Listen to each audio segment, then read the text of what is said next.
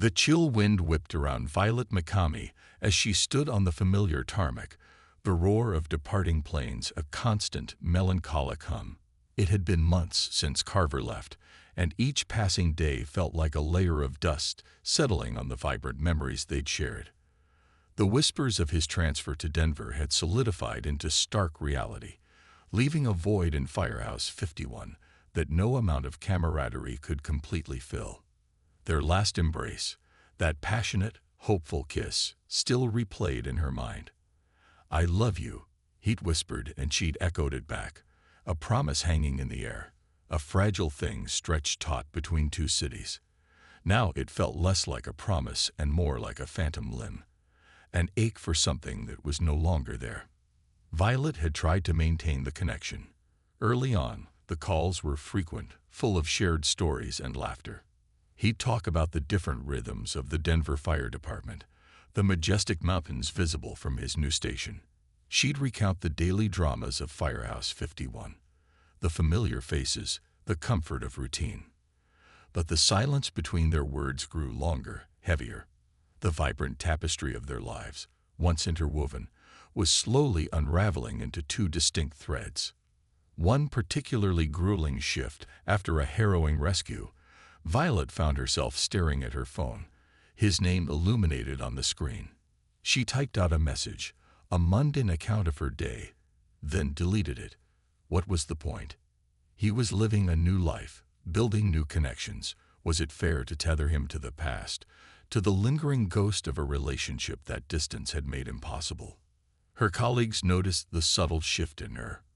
Ritter, still at Firehouse 51, though his own future seemed uncertain with looming budget cuts, would often catch her gaze, a silent understanding passing between them. He, too, knew the sting of uncertainty, the unsettling feeling of life's unpredictable turns. "You all right, Vudi?" Stella Kidd asked one afternoon, leaning against the ambulance bay. Violet shrugged, a practiced nonchalance. "Just a long week." Stella, with her sharp instincts, didn't push. She simply offered a warm smile and a knowing nod. They had all seen relationships falter under the weight of distance, the unspoken compromises that chipped away at even the strongest bonds. Meanwhile, in Denver, Carver was grappling with his own quiet battles. The fresh start he craved had indeed materialized, but it came with its own set of challenges.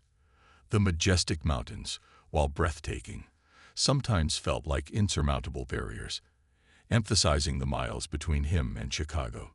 He found a new routine, new faces, but the echo of Violet's laughter, the memory of her fierce determination, still resonated in the quiet moments. He'd tried the long-distance thing, truly. Nights spent on video calls, trying to bridge the gap with shared screens and forced cheerfulness. But the digital connection felt thin, unable to replicate the spontaneous touches, the shared glances, the easy intimacy of their physical presence. He'd hear the sirens wail outside her Chicago apartment during their calls, and he'd feel a pang of longing, a desire to be there, by her side. One evening, after a particularly intense fire, Carver found himself reflecting on his journey. The move to Denver had been partly about his own path, about confronting his past and building a healthier future. And while he was making progress, he realized that a true fresh start sometimes meant letting go, even of what was good, to allow space for what was truly right. He thought of their last conversation, a strained exchange about future plans that felt more like negotiating terms than sharing dreams. They had both been holding onto a hope that distance was slowly eroding. He knew, deep down, that a relationship needed more than just love. It needed presence, shared experiences, a tangible closeness that he couldn't offer from hundreds of miles away. Back in Chicago, Violet found herself drawn to the quieter corners of the firehouse, the places where she and Carver used to share knowing looks over coffee or quick, hushed conversations between calls. The absence was a constant, subtle hum, a missing piece in the familiar puzzle.